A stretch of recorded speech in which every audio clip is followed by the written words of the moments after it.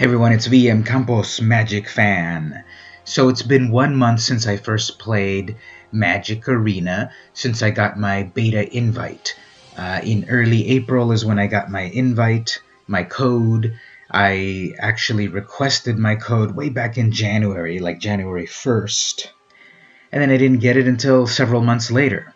So I've been playing it since version like 619, and it's at version 691 or something. So I've been playing it pretty often, nearly every day, every other day or so. I've been trying it out. And this video is going to be about my thoughts about the beta so far, and some of my hopes and dreams and wishes for the game in the future. So on the area of the looks of the game, the multimedia of it all, I think they're doing a great job on it. It looks very modern and flashy, and the animation is cool, and the sound works, and the visuals are great. The various fighting grounds, the battlefields that we're at look nice. The animation is nice when things come in, and the glowing and all of that. And in my first video, I was kind of down on it just because it was so different. I was used to Magic Online with its very conservative design, and here we have a very flashy design, and it was different for me a little too much, so that's why I was kind of negative in my first reaction video. But after playing it a while now, the graphics are cool. They're not obtrusive. I like how there's reactions to some of the cards, the impressive ones, like planeswalkers. But we must have, okay, well there's a Nissa. We are part of a greater whole. So Nissa is British. There's the animation and the sound and the voice actors, that's cool. And then other cards like this Carnage Tyrant. When it comes into the battlefield, you know you are effed. So the visuals and the audio of the game, they're top-notch. My hope is that they will be able to port the game over to all the platforms. Can you imagine playing this on your tablets or even on your little old phone? Supposedly the architecture behind it all will allow for that. At the very least, get it over to Windows and Mac and Linux and Steam and all of that. Let everyone play. Ways to improve the game: at the moment, you're randomly pitted against anyone that happens to be online. I would love it for there to be some sort of buddy system, and you can choose to battle who you want instead of random people all over the world. I really want a way to make friends and create, I don't know, clans or whatever, so that you can play against the people that you play with in the real world, or friends that you know online that are also on Magic. Right now, the randomness of it all, I guess it tries to get you toward those that have the same sort of general rank, or the tier, but I know it's gone out of the way to, like when I was bronze, I'd been paired with gold players, and I know when I'm in silver, and it does pair me down with bronze players and such. So I wish that was a little bit more accurate in putting you within the same tier level. I wish that these drafts happened more often, but I think it's cool so far that they're happening. They seem to be happening, as of this video, once per week. There have been 2 weekends so far with a draft weekend, so to speak, a quick draft. The first one is Hour of Devastation block. I wasn't very interested in that one. I got back into Magic during Hour of Devastation after being away for a while, so I kind of know those cards in general, but not Amonkhet block very much, and I wasn't too interested in drafting that set. This most recent draft was Dominaria, so that was cool. All the new cards from Dominaria, the new mechanics. I did some drafting on that. I didn't do so well. I think I won 1, maybe 2 games.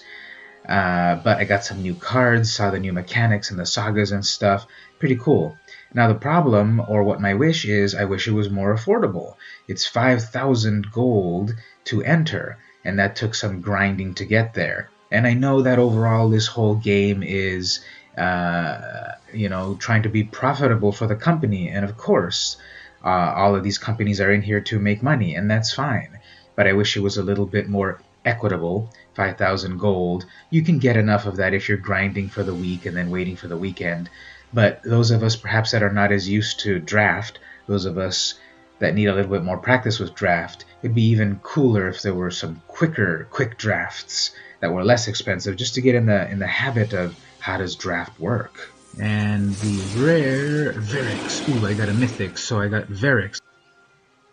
People have been harping on the economy, and I don't know what to say about that. Obviously I'd like it as affordable as possible, as free as possible, but you do get the whole game for free. You're able to play, you win gold, you do quests. I like that stuff. I haven't bought I haven't bought gems or anything from the game yet, and I hope that I don't. I hope I can do well without paying for it, but cynically, of course, in order to get good, you need good cards. To get the good cards faster, you pay for them. So there's obviously a lot of people that will pay, that do pay, and there's going to be plenty of people that don't pay. So that leads us to, like, my biggest wish of all. I still like paper magic. I like buying the cards and making decks that way. My biggest wish, I hope, I pray that the codes they're going to put into the booster packs, the ones that are currently being beta tested in New Zealand. I don't know how those are working at all. I'm just speculating completely. I could have probably looked them up a little bit, but here's my wish for it. I wish that when you buy a real pack of magic cards, and that it costs exactly the same of what it is now, no increase in the cost of the boosters, I wish that you would get an access code that would give you guaranteed wild cards. What if 1 guaranteed rare, 2 guaranteed uncommons, and 3 guaranteed commons? Imagine if buying a booster pack of Dominaria in the real world also gave you wild cards to pick in Magic Arena. Now, of course, you might say, well, if you're guaranteed a rare, then people are just going to go off and get the best rare cards of all.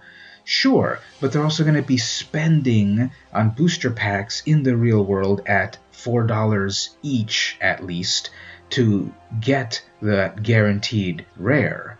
And yes, that guaranteed rare, then I'm going to go get a Blood Moon, or I'm going to go get a Scarab God. Yes, but it's still selling booster packs in the real world, and people will just buy what they need anyway in Magic Arena, so I really wish we would try it.